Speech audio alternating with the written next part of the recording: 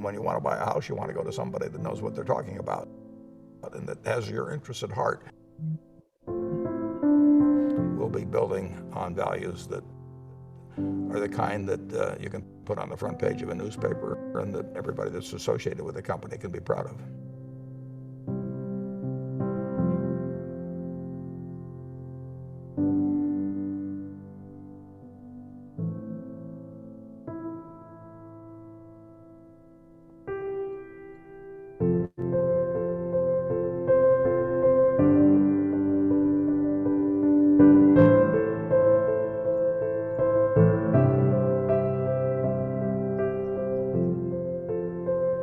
The business is going to be around forever. Berkshire's going to be around forever. And we want to be in the businesses that are very enduring. We have a railroad that's going to be taking care of people 100 years from now. We have utility operations that will be doing the same thing. And real estate brokerage operations, they will be here 100 years from now. And the ones that do the best job of serving their clientele are the ones that are going to expand. And it'll always be a very important business.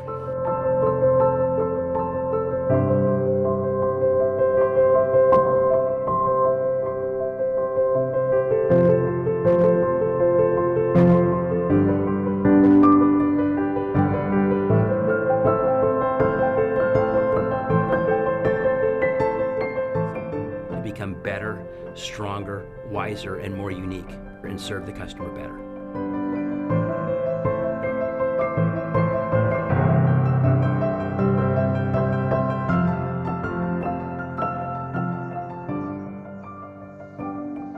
Pretty amazing, huh?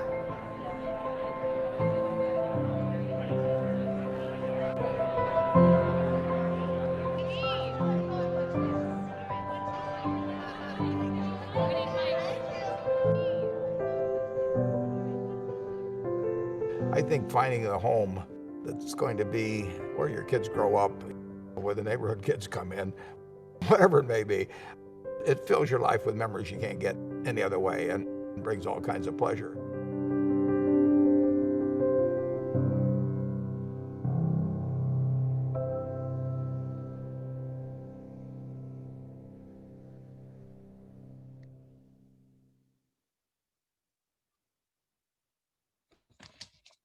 Hello and welcome to our fourth installment. I'm sorry, let me start this over. Hello and welcome to the fourth installment in our webinar series, Around the World with Berkshire Hathaway Home Services, Georgia Properties, co-sponsored and brought to you by Unico, Berkshire Hathaway Home Services, Georgia Properties, and the World Trade Center Atlanta. I'm Max Sutherland, President and CEO of the World Trade Center Atlanta, and your MC and moderator for today's presentation. I'd like to also welcome our webinar team, and let me introduce them to you real quick here. We have left to right, Melinda McBrayer. She is a certified international realtor from Berkshire Hathaway Home Services, Georgia Properties. We have Alex Wazorek, co-founder and CEO of Unico, Danila Palmieri, co-founder and COO of Unico, and John Parkerson, international business attorney from Hall, Booth and Smith, Inc. Law firm. And Alex, why don't you say a few words real quick? Yes, so welcome everyone. We are very happy to have everyone joining this webinar. Unico is a company that I can resume what we do in pretty much one phrase, that if you want to be the next unicorn or you're looking for a unicorn to invest, that's what we do. So thank you for joining us. We really appreciate that. Nilla. Hi, everybody. Thank you for joining us today in our fourth webinar this year. So complement what Alex told you, we also have some back office solutions. And if you wanna invest abroad or operate, outside the US and also come to the US, you can help with the soft landing too. Thank you. Hi. Melinda McBrayer, and I'm a certified property specialist internationally from Berkshire Hathaway Home Services in Georgia. I provide the domestic and international relocation, property assistance, and acquisition with our global network of Berkshire Hathaway Home Services companies and affiliates.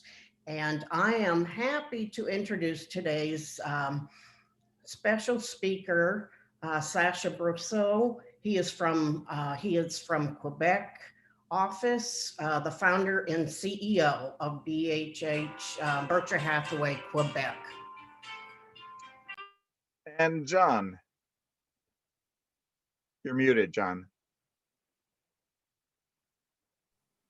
Hello, I'm John Parkerson. I'm international business attorney at Hall Booth Smith in Atlanta, Georgia. I also want to introduce, while I'm online here, Robert Donald, who's going to be joining us in a few minutes.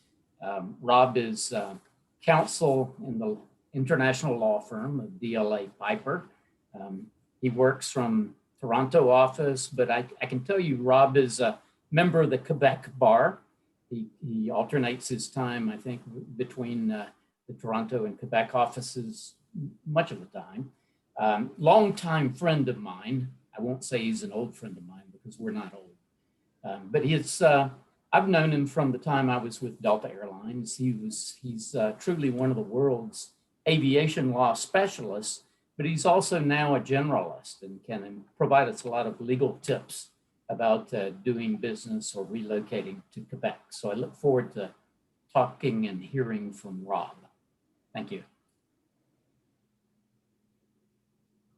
And I'd like to pass this to our special guest speaker, Sacha Brousseau. He is the founder and CEO, Berkshire Hathaway Home Services, Quebec. Thank you very much, Melinda, and everybody on the call for the opportunity of being here. So very, very short intro. My name is Sacha, a proud resident of the beautiful city of Montreal in the province of Quebec. And as Melinda said, I am the founder and CEO of Berkshire Hathaway Home Services, Quebec. We cover the entire province. We have the rights to expand within everything that is known as the territory of Quebec within Canada. And we opened up our doors in June, and in just a very short time, because we were a startup, we're already at 17 licensed professional realtors with many years of experience. We've made significant marks and market shares in the 500,000 plus properties in areas inside and outside of the city. And we have a pretty aggressive expansion plan that we're going to be rolling out in 2021. And to give you a little background for a second, prior to opening up Berkshire Hathaway Home Services, I was the chief brokerage officer for Sotheby's International Realty Canada, and we were one master franchise for the whole country. So I had the pleasure of seeing how real estate is operated in the 4 major cities of our country. And needless to say, when the opportunity came to open up my own shop, great brand like Berkshire Hathaway and being able to operate in a province in which I used to be a realtor many years ago was a real blessing. So looking forward to sharing any and all experiences and answering any questions that you may have on this call. Thank you very much, Sacha, for that. Let me also let our attendees know that you can ask questions. Use the Q&A feature, and that way I can monitor these questions much easier than using the chat function. So you'll see the Q&A feature right next to the left of the chat function. So Sacha, tell me, how is the Quebec market different from other Canadian provinces? Well, I mean, first and foremost, we are the only imposed French-speaking province in the whole country. Now, as much as that may not seem like much, it has its benefits and its challenges. You think about the country of Canada and you think about the major cities. I'll just name 3 to start. Is you think about Montreal, Toronto, and Vancouver. And if you were to look at the real estate in those 2 other major cities, I tend to give it the defibrillator example, where you're going to reach high peaks, and at one point it gets very high and it drops for adjustment of prices, and this keeps going on and on and on and so forth. In Quebec, we've always had a very stable, until recently where things have boomed, but not just limited to here. We've always had a very stable market in comparison to the rest of the country, predominantly for the reason that being a French-speaking province, it is very rare that you will find people that will move here full-time unless they're willing to adapt to the French language. Businesses also have the challenge of having to do everything in French before they do it in English. And if a business does not cater to a predominantly French clientele, they will most probably go and open shop in Toronto. So we've always been kind of like under the pricing of other provinces, which has been great for people wanting to purchase in the province to get a foothold within the country of Canada and so forth. But operating with the restrictions that are given to us by the government under the French language laws has made it a little bit challenging to go and get that clientele that doesn't have any affinity to the French language or wouldn't care less to have it. The only time that we will see people actually buying within the province that doesn't matter whether they speak French or not is never so much in the core of the city, but it would be more in our resort markets. So, you know, if you're a skier, chances are you're going to go to Mont Tremblant up north, which is one of the big mountains that we have in this country. For the people that like to ski and have the country life, you might be in the eastern townships if you like wines, if you like trails, closer to the US border. So, you know, resort or vacation properties and investments, when we start getting closer to the major core of Montreal, forget Quebec City, because then you really have to be French. But when you want to get to the core of the city of Montreal, short of having to move here for work where you have to speak French or choosing to purchase, you will have to adhere to the laws in place and make sure that you are bilingual. Otherwise, it might be a little tough. Right. So I'm actually glad you brought up these resort areas. Let's talk for a moment here about the different markets, the markets in Quebec, in the province of Quebec. We always traditionally think, when we think of Quebec, we think of Montreal and we think of Quebec City. And there is rarely much focus given beyond those two markets. Talk a little bit about those additional markets that investors might be interested in. Sure, absolutely. You know, it's important to start with, somebody would look at the map of Canada, right? And they would see Quebec, and you said it so very well. They'll see this vast land and they're thinking that it's booming. And the truth of the matter is all the activity is down south as you get to the city of Montreal and its surrounding areas as you flow towards the St. Lawrence River. The rest of it is all woods. So, you know, with 120,000 licensed realtors in the country of Canada, only 14,000 of them are in the province of Quebec. The majority are in the GTA, not even Ontario, in the GTA at 80,000. So gives everyone a perspective. So when you talk about the markets, yes, majorly focused on key cities, Montreal, Quebec City.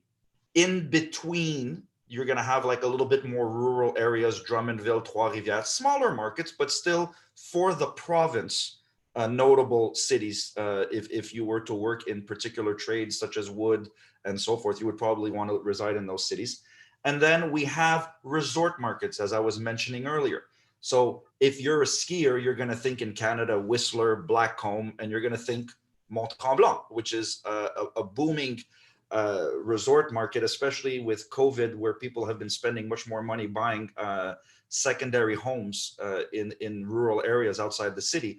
Mont Tremblant is a huge market. I mean, you're looking at the purchase in Canadian dollars just to get a foothold without even a view. You're around 450, 500,000. And the price can go as high as 20 million if you're on the water. That's Canadian dollars. Canadian dollars. And what is the exchange rate at the moment? Oh my God, that's an excellent question. It was 1.77. I wouldn't even, I don't look at it on a daily basis because I seldom have to trade in US currency. But it always fluctuates between 173 and 177, depends where Robert, Robert, do you have that answer? You're muted, by the way. You're muted. It's about 75 cents. We get 75 cents for a US dollar. So I wasn't half bad. I was in I was in my range. It's not like the good old days where it was 1-to-1, but it's at least it's not 50%. It's not at 50, so we're okay. So that's Canadian dollars. And then similarly, it's basically shadowing the eastern townships at the south of the major city of Montreal. It's a preference whether you like big mountains and you want to be in Tremblant where it's, a lot more woodsy, or you want to be in much more folklore, wine region, closer to the US border. Like, it's a different cachet. But the Eastern Townships is another area where there's some great skiing and some great outdoors activities. And there again, maybe not as high as the price point as Tremblant, but you can easily start with, no view, no nothing, a little house. You'd be around the 350,000 Canadian range, and it can go all the way up to about $10 million. So yes, there's a difference, but those are kind of like your more resort markets in and outside of the city that would be noteworthy. Right. So how does Quebec province compare real estate price-wise to the rest of the provinces? Well, I mean, the only ones that would be notable to speak of would be the major provinces, which would be, not to discourage the other beautiful provinces in our country, but, discount, sorry, not discourage. I would say that if I were to compare ourselves to Ontario, I mean, we're a bargain. If I were to go with just the key, let's just go with the key markets. Let's just focus on Montreal, even though we have a great province. Let's focus on major urban centers. You can buy a luxury condominium at the newly established Four Seasons Hotel in downtown Montreal. I had worked on that project in my previous role and had helped in the launching of the condominium sales there. Record high prices for our province at $1,650 Canadian a square foot plus applicable taxes, which over here, provincial and federal taxes combined is about 15%. That's for the most luxurious condominium building in the heart of a city like Montreal. $1,650 a square foot does not get you anywhere near any interesting area in Vancouver. And it probably won't get you that much in Toronto. I mean, you're definitely not stepping into luxurious areas such as Yorkville and so forth, but you're probably looking closer to 2,500 and up a square foot. So a little bit like I was saying at the beginning, where we've always had that stability in price increases year after year, but we've always been below the major cities in regards to affordability. So what is the reason for that? Comes back to what I was saying earlier. We are not, it's very seldom that you would have major organizations, major companies shipping and moving their people to a province like Quebec unless they cater to the French market. So the demand and so forth would be lesser than in a city like Toronto, which I guess we could call, Bay Street could be, the New York Wall Street. It's where moves are made. Vancouver, obviously, because of its ports and being known as the new Silicon Valley of Canada, where everyone from California is moving up. And not so long ago, my Canadian colleagues on this call could probably attest to it. Calgary was a huge city to be in. I love Calgary. Yeah, it's a beautiful, beautiful city. But unfortunately, in my last travels there, you can see what the decline in the oil industry has done to the real estate and to the heart of the city. And I have to also say I love Montreal as well. I haven't been to Quebec City yet, but that is on the list. And I did not know about the skiing I did not know you had ski mountains in the northern part of the province. Yeah, we have. I've only been skiing up to the southern tip of Georgian Bay. Well, you're going to have to come up. It's right now, Montreal looks a little bit like Robert's background. It's very white. We just had our snow. So the skiers are very happy. And if I were to tell anyone who is listening on this call and wish to visit Montreal, hopefully things lighten up with COVID in the following months, I would very much encourage you to come during the months of May and late September, where we have terrific festivals. It's nice outside. We have the Formula One, the Grand Prix race, which is huge in the city. So lots of wonderful touristic attractions when it's not snowing and it doesn't look white like that outside. So what are the most sought after areas, and where are the best deals? Where are really great deals? You know what? If we had spoken about a year ago, COVID, I don't want to put emphasis on this, but COVID did change a lot of things. And funny enough, I mean, other than what we're all living, obviously, in terms of the restrictions that we have on numerous things, getting together, travel, and so forth. COVID has kind of regenerated the real estate market in a way where right now, with all honesty, I would never be able to tell you where there is a deal to be had because things are selling off the shelf, multiple offers across the board.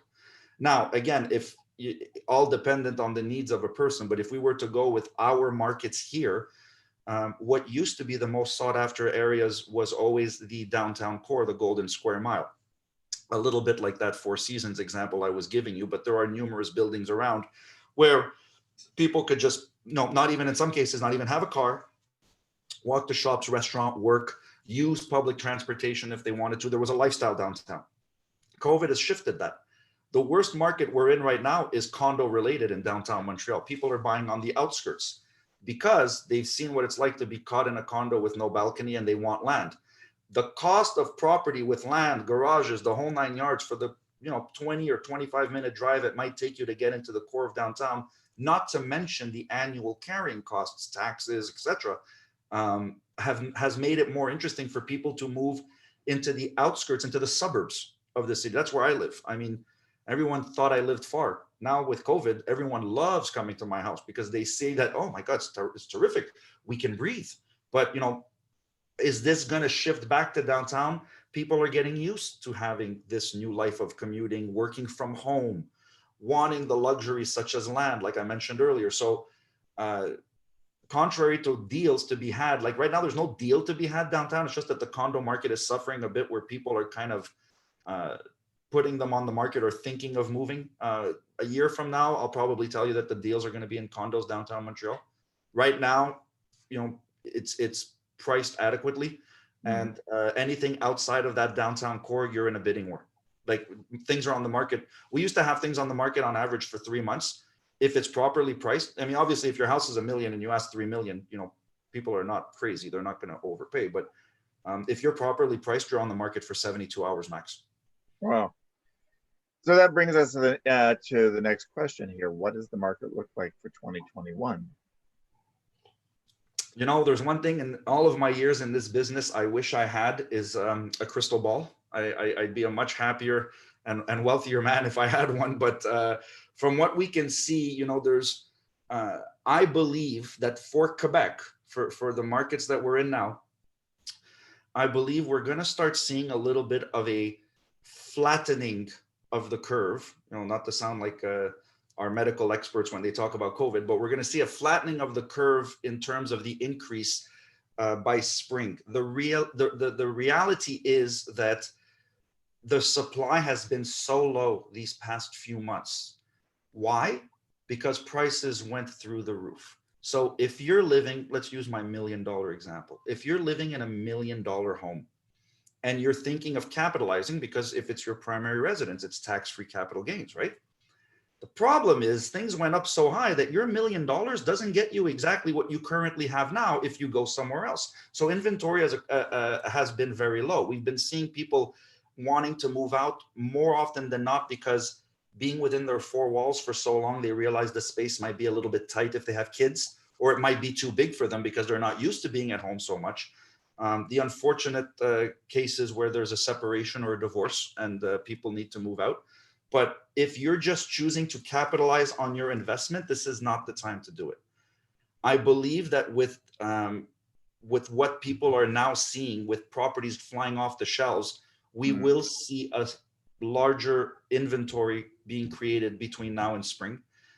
There's no indication that there's going to be many fluctuations within the interest rate, so mortgages will still be low.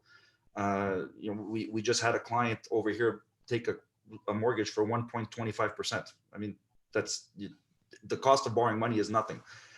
So I think that because of the increased inventory, transactions will still happen, but it will not be a situation where properties are on the market for 72 hours. The buyers will have more choices. It'll still be a seller's market, but not as aggressive as it is now. Lastly, the other reason why I'm saying that is if you look in the past 10 years, historically in the Quebec real estate market, you just look at the chart.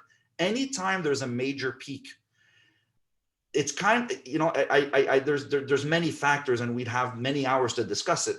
But if I were to summarize it, it's kind of like the government going, whoa, whoa, whoa, whoa, whoa, whoa, okay. We need to like slow down on things. Let's wait for everyone else to catch up and then let's get starting again. So the biggest mistake people make is they think prices are dropping. Prices aren't dropping, they're stabilizing.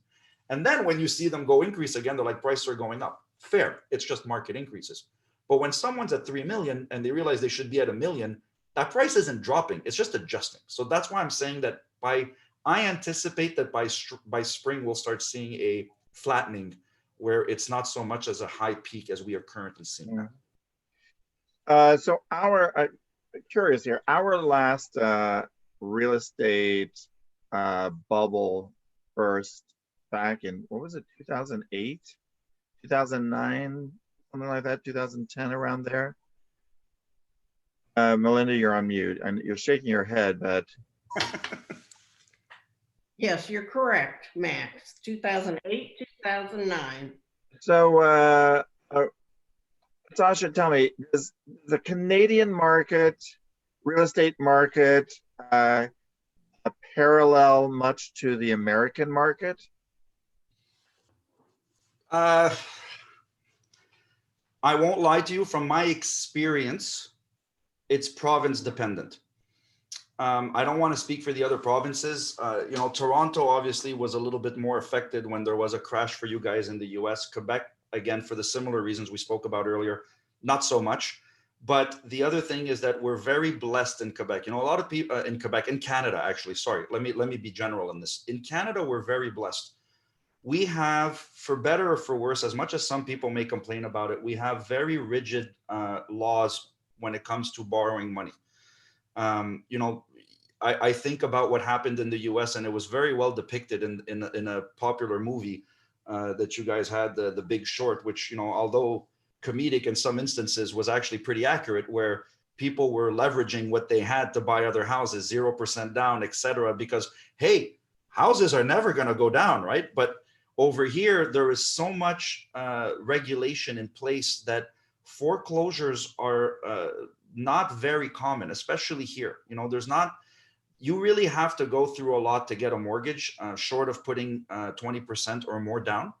That there's a very slim probability that banks are going to have this call to realtors saying, hey, here's our list of this month's foreclosures. Please sell them for us. So did we experience it from you guys? Yes, on an exchange rate level. On a real estate level, not so much. We have a question here from the audience. What opportunities exist in Montreal, Quebec, for potential scholars that speak only English, especially given the challenges brought by the pandemic?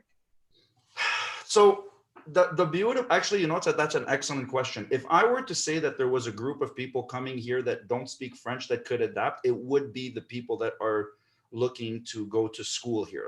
You know, whether it be for your high school, more often than not in the core of the city, people will go to some of our major universities such as McGill or Concordia. And in that instance, what happens is that the families will purchase in the province child through, I don't know the legal terms, we'll have to speak to the attorneys for that, but educational visas, like for studying, can come and reside and go to school, and then are imposed by our educational system to learn French. Just to give you an idea, I'm born here. I mean, my family is European in background, but I'm born here. I learned French. When I did my real estate license many years ago, I did not have to take a French equivalency exam. If I were born in Italy, I come over here, even if I speak French, the government looks at it, you were born in Italy, you're here now, before anything, you have to do a French equivalency exam. And this applies across the board. I'm using real estate as an example. So if you wanted to come here without speaking a word of French, being a student is probably your best bet. Interesting. So this is actually a very good time to bring Robert Donald into the conversation. Robert, because you're muted, but I want you to review some of the legal aspects. So Robert is an attorney, and Robert can speak to the business side, but also those requirements of living and doing business in Quebec, as well as what those taxes and cost of living. I want to get into that. Robert, why don't I hand this off to you for a minute and let you do your overview, and then we're going to pull you into this conversation. Thank you, Max, and thanks to John for inviting me, and to Berkshire Hathaway. I understand the audience is comprised of both individuals contemplating relocating and potential investors and business people. So I'm just going to provide a high-level overview of some of the advantages of living and working in Canada and Quebec, and Sasha has touched on a lot of them. If you're an individual or a company, some of the things that you might want to be aware of. Population of Canada, 35 million. Quebec, 8 million. Ontario's largest province, Quebec is the second largest. Sasha alluded to the island of Montreal, where many of us work and live. Population of the island of Montreal is 2 million. The surrounding area within 50 miles or kilometers of Montreal is 4 million. So that's really the business heart of much of what goes on in Quebec. If you want to incorporate a business here, you can do it either federally or provincially. If you do it federally, you're allowed to do business all across the country. If you do it provincially, then initially you're restricted to Quebec, but you can get extra provincial licenses. And if you're a foreign company coming in, you can get licenses to do business here. The cost of incorporation is virtually the same.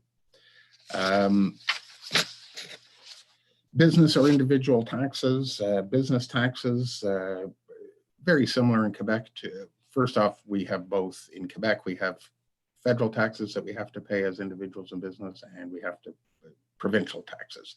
Many of the other provinces have different tax regimes, but it's one tax return that you file, and the feds allocate it between the provinces. In Quebec, they collect their own. Quebec, like all provinces and many cities, Montreal and others, is hungry for business. Tax rates are competitive with all other provinces, and there are enormous incentives. Quebec has one of the lowest electricity rates anywhere in Canada and probably in North America. And so a lot of high energy consumers come here because it's a huge cost advantage to doing business here. For individuals, the tax rates in Quebec are factually, and I is one, they're higher. So Sasha and I pay more than we would in Ontario. That's because Quebec funds a lot of things through taxes. It funds childcare. Quebec has $8 a day daycare, which is extraordinary. If you are a family coming to Quebec with young children, or even a business trying to attract workers, $8 a day daycare versus in Ontario, it's 3 times that. And in many other provinces. Bombardier, one of our big manufacturers, when I'm attending industry events, families with children say one of the biggest attractions of working at Bombardier is the daycare they provide. It's for their employees, and it's extraordinary. Our education is subsidized in Quebec. The cost of a university education here is extremely low compared to all other provinces. Sasha, I don't know if your kids are in university or not, but $3,500 a year in tuition, crazy for a degree in law. Toronto is minimum 20, 25,000, and even that sounds cheap compared to what you guys are paying in the States. And the Quebec government has continually tried to raise tuition, and it has been met by massive protests, and it's just hasn't gone up in 20 years, and I don't think it'll be going up anytime soon. So the cost of education is low. We have, and CEGEP, which is you go from, in Quebec, it's unique. You go from high school to a CEGEP, a college. You can do 2 or 3 year programs in trades or generic programs like arts, science, et cetera, to take you to university. And those are virtually free. So that's a huge advantage for people coming here. And that's why our taxes are frankly a little higher than they are in other provinces. For business, if you're coming here, one of the great things is a highly skilled workforce. That's true in a lot of markets in Canada, but Quebec has a highly skilled market workforce. And there are unique clusters of expertise and competence. Aerospace, Montreal is the fourth largest aerospace manufacturer in the world. And there are a lot of opportunities there, IT, different pockets. But if you are coming here with a business, you will find a highly skilled workforce we have. And Sasha alluded to the difficulties of employment here and for people who don't speak English, and I'll come back to that. But there are a lot of niche opportunities. It is true that your opportunities for employment are more limited if you do not speak French. But it's not to say they don't exist. I know people who are highly skilled who come in from other countries for unique positions in aerospace or technical positions or even academia who don't. Il demeure pas moins. It remains that if you're coming to Quebec and you don't speak French, c'est compliqué. It's more difficult. I was lucky enough to learn as a young child, as was Sasha. So highly skilled workforce, centers of excellence in various trades. We have extraordinary colleges and universities. We have 2 English language universities. I'm privileged to have degrees from both. McGill, which is worldwide reputation. I'm guessing that most people on this audience have actually heard of it, notwithstanding it's Canadian, and Concordia. And then we have numerous French language universities with specializations in different areas. So when I go look at other jurisdictions for customers, one of the things we look at is the skill of the workforce. As I said, university tuition, CJEPs, all covered. Cost of living, I mean, as Sasha alluded to, frankly, the cost of living in Quebec is lower than it is in the other major urban centers, Toronto and Vancouver. Like Sasha, I live in the suburbs of Montreal. And to replace my house in Toronto or Vancouver, it would just be twice what I could get for my house in Montreal. So again, you can live in very nice accommodations. When I worked for IATA, the International Air Transport Association with John, we had a lot of expats coming into the country, and the Americans were just stunned at what they could buy with the money for what they sold their house in. If John sold his house down in Georgia down there, or Atlanta. If John sold his house down in Georgia, we could all move up to Canada. Yeah, exactly. So that's a huge factor. Turning to that French language question, yes, 85% of the population of Quebec is French. Montreal is much less than that. Sasha, I live in the West Island. I don't know where you live. I affectionately refer to it as the Anglophone ghetto. And if you, to be candid, I'm sure you'll agree, if you're retired and not going to work, you can live comfortably on the West Island as a unilingual Anglophone.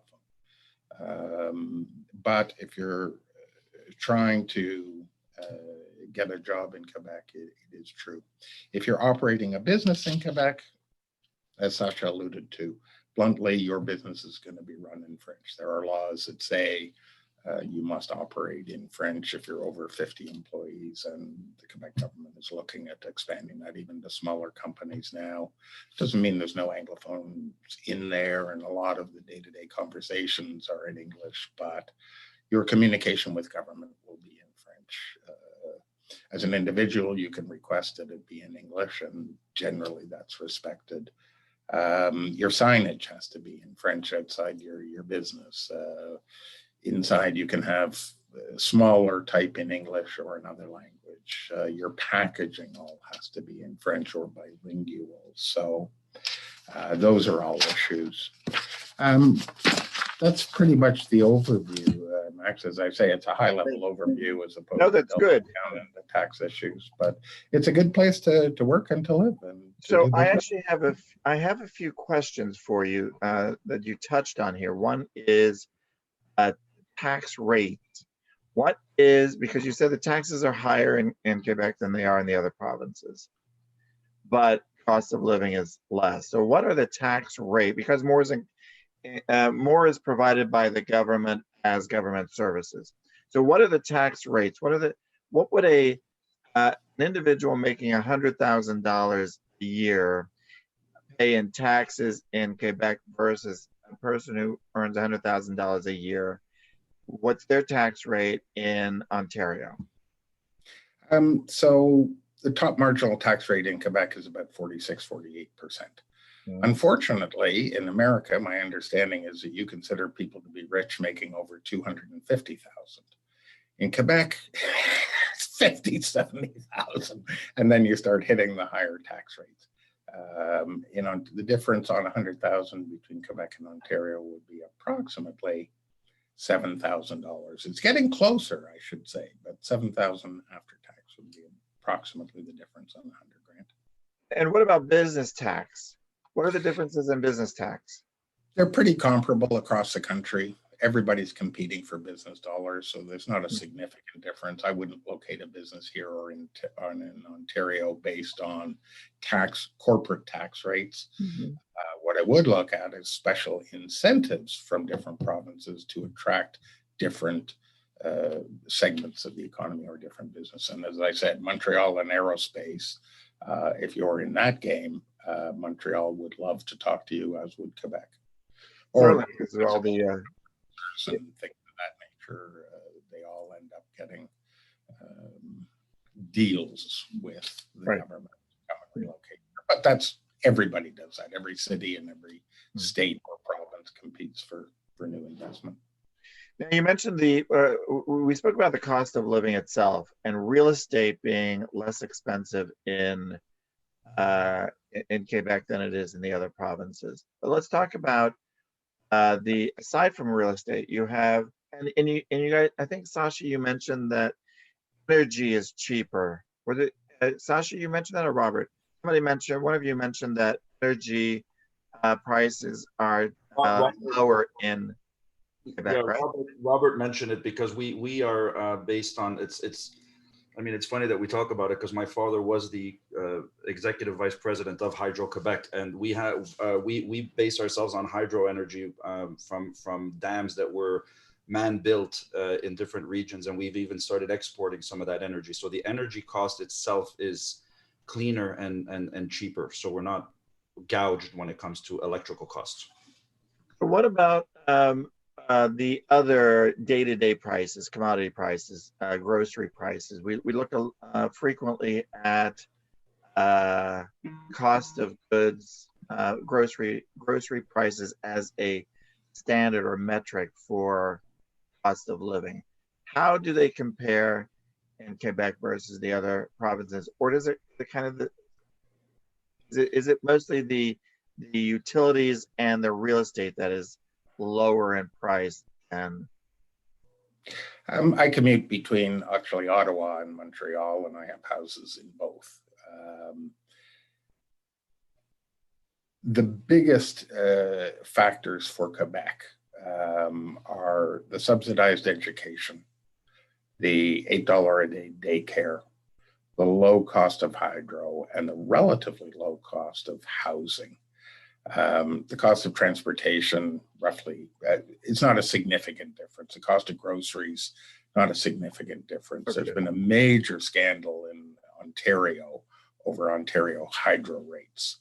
And it's what my son's condo, he pays more in hydro costs for a one-bedroom condo where he doesn't turn on the air conditioner because it's so expensive versus Quebec, where Sasha, I don't know about you, but my hydro bill is the least of my worries. You know, it's just to give you an idea of cost. Actually, I can relate that into cost because I also live in the West Island. And if you look at a single family home, you know, let's not think about, you know, a chateau like Versailles, like just a 4-bedroom, 3-bedroom, 2-car garage, you know, home. You're short of keeping like a regular lifestyle, just, you know, your everyday's lifestyle, if you will. Your entire hydro bill for the entire year can range between $2,800 to $3,300 Canadian, which includes your heating and everything else. So it's, you know, just to give you a perspective, it's not overwhelming to the cost of energy in the province. well, good. So those are the major factors, Max, in the relatively low cost of living, I would say. Thank you.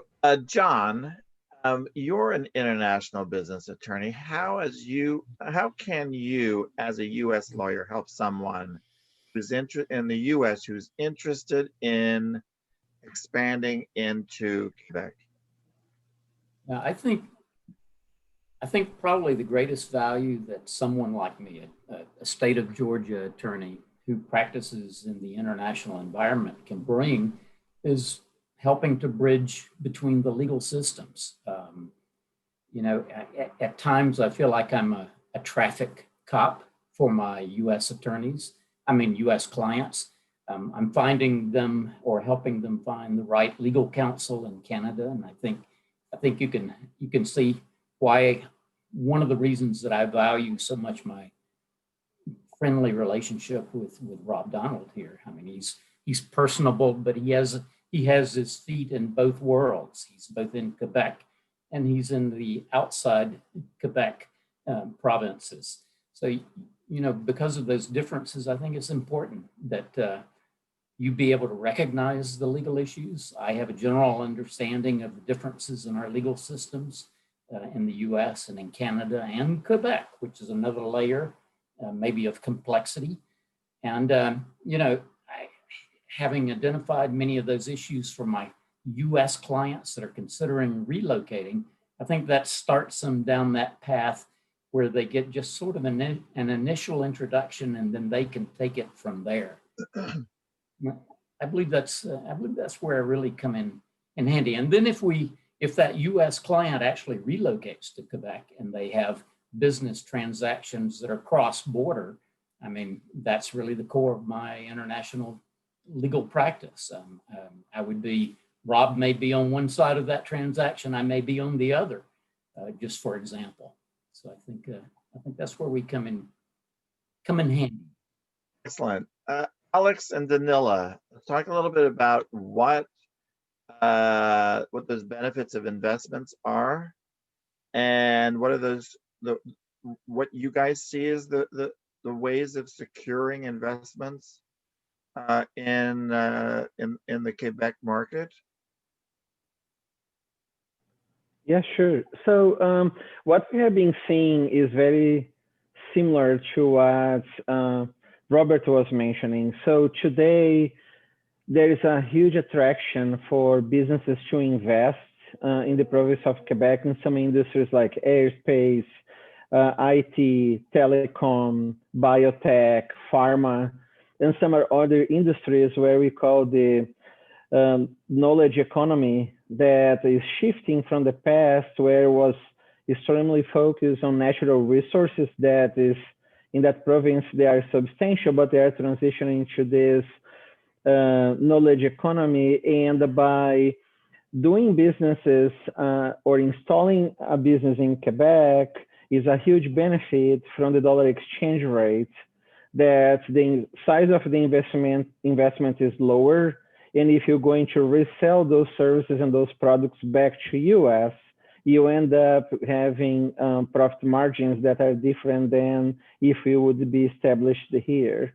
I would say that as well, Max, if you think about just the province of Quebec, their GDP is about 500 billion Canadian dollars. That represents about roughly 20% of the overall GDP for Canada. And if you look now, this outlook that we are rebounding, or hopefully we're going to rebound from the COVID with the vaccines and everything else, the projection that the Canadian National Bank or the National Bank of Canada is broadcasting right now is the economy in Canada rebounding to about 3.2% in 2021, compared to about 5.4% in the global economy. So we have been seeing more and more businesses and companies thinking about doing that kind of relocation or sustaining those kinds of investments cross-border to be able to benefit from these aspects. That is pretty much the dollar exchange rate, the knowledge of the workforce, or the qualification of the workforce, what Robert was talking about, some benefits that come from the government, and also that would reduce the need for some benefits that the company needs to offer just because they are public to some level. And that's what we see as our clients being interested to restart doing businesses or restart investing cross-border in Canada. And that's where pretty much we can help them to secure these lines of credit, to have connections like with John and Robert and pretty much the World Trade Center, Berkshire Hathaway, to make sure that we can create a situation where they can do that smoothly and without many troubles. Good information there. I also wanted to share with people that I'm assuming that we all know, maybe not people, everyone does not know, but Canada is of course Georgia's #1 trading partner. Here in Atlanta, we have the Canadian consulate that is the largest delegation of all the consulates here in Atlanta. And we have approximately 72 career and honorary consulates here in the city. And Canada also, in addition to having the Canadian consulate here, there's also the Québec government delegation that has a specific trade mission and presence here in Atlanta. Can you speak to that a little bit? And you're on mute. You're good now.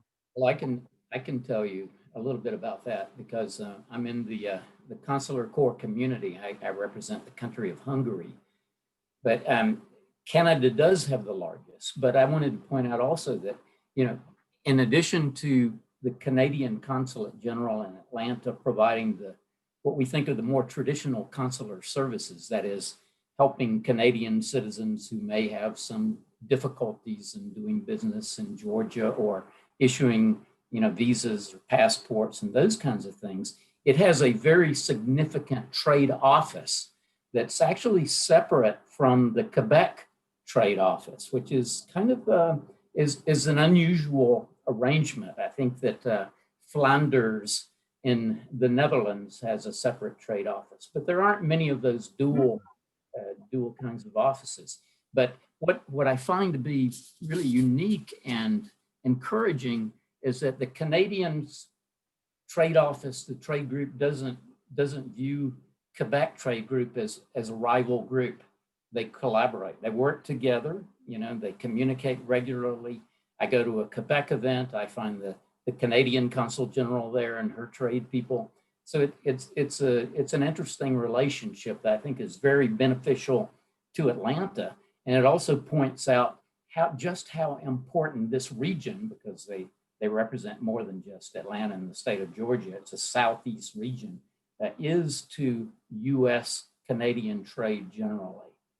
It's interesting to be a part of that community and to watch that relationship. Perfect. Sasha, you wanted to add something real quick. So and thank you for what you explained, John. There's one thing that I think is important just to kind of tie in.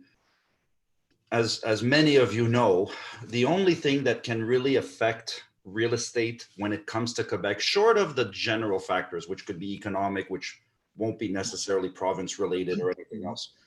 The only thing that has ever had a major shift in our real estate in this province is the fear of the separation of the province of Quebec from the rest of Canada. And I say that because of what John was mentioning in regards to things appearing to be separate. And the constant joke here is that we are separate and distinct. But there is some truth to that because depending on which political party is in power, we never know if we're going to head for another potential separation of the province from the rest of the country. Chances of that, by the way, being extremely slim. And I hope I don't see it again, but I doubt that we will. But it's also made it very stable for people investing in Quebec to make sure that real estate is one of the safest things to invest in, because that's truly historically the only major factor that's only affected this province. And it's happened twice. So short of that, we've never seen the dips.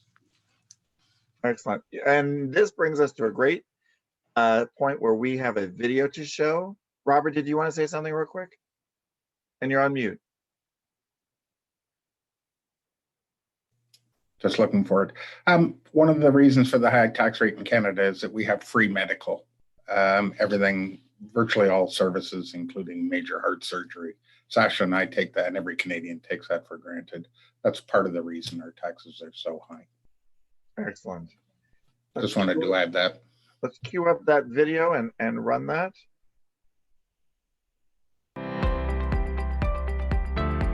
The affinity that I had with the brand of Berkshire Hathaway Home Services was just incredible. There was an instant connection. There was an instant relationship that was formed between their team and mine. It's been an absolute pleasure to work with them and introduce this iconic brand to the province of Quebec. One of the great things that both brokers and clients get to benefit from is the incredible halo effect of the founder and chairman of Berkshire Hathaway, Warren Buffett. I think it's safe to say that in some way, shape, or form, we have either quoted the man, read one of his books, or in some ways respect everything that he's accomplished. What's most important to us in assembling our team is that we make sure that we have people that share the same values as we do. Honesty, integrity, professionalism, and care. Pour moi, c'est une grande fierté d'avoir amené cette bannière incroyable à la belle province de Québec, notre chez nous. Nous vivons dans une province qui est riche en culture et c'était important pour nous d'arriver avec une bannière qui comprend comment respecter les besoins de cette culture unique, une culture incomparable à travers le pays, et être capable d'aller chercher les acheteurs à l'étranger qui viennent investir leur argent dans la province du Québec. I've been known to say that imitation is the highest form of flattery, but I can assure you that with the team that we've assembled, with the brand that we have and the services we offer, we are not going to be flattering anyone. Ah, c'était très bien. I have to say, my French is actually still pretty good. I actually understood all of that, Sasha. So I think I can move quickly. Melinda, what is, as a certified international property specialist, how can you help somebody from this end who might be interested in property investments in the Quebec province? Well, Max, as a certified international property specialist, only realtors who have completed extensive, in-depth global and cultural training have demonstrated considerable international business experience are awarded this designation. So basically what that means for a client is understanding a country's culture and how they do business there is a sign of respect. And if I have somebody that is moving there, I can understand what the culture is there, what they're looking for. They may have particular needs. Like I have clients that are looking for only east-facing homes. So I can make those aware of everybody in Quebec of that need so that they could be looking for those homes prior to that person coming there. And if they are coming in particular, how are they addressed? There's different countries and there's a lot of people from my understanding that are moving to a particular location that are from different areas of the world.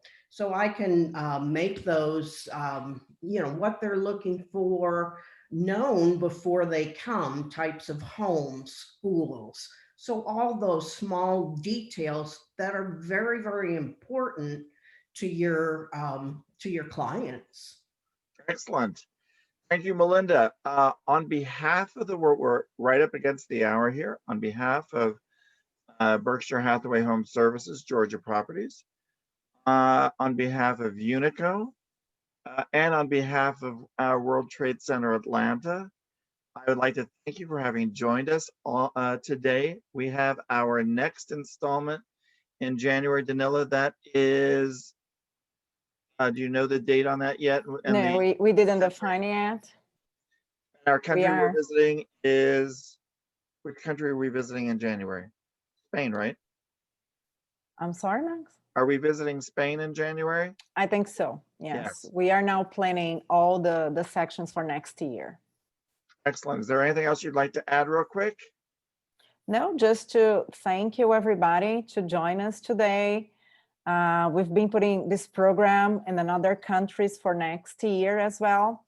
So hope to see you all. And I would like also to say happy holidays, right? We're not going to Yes. see each other before that. So happy holidays, and hoping that 2021 will be, you know, a much better year.